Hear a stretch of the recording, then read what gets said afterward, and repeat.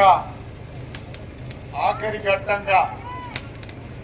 అన్ని ప్రచారాలు ముగించుకొని ఈరోజు ఆఖరి ప్రచారం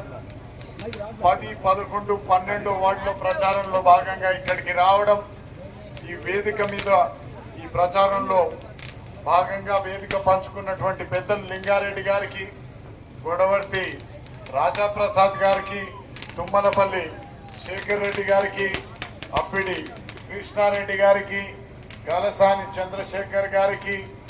జంగయ్య గారికి, రాజేష్ గారికి, వినీషా గారికి,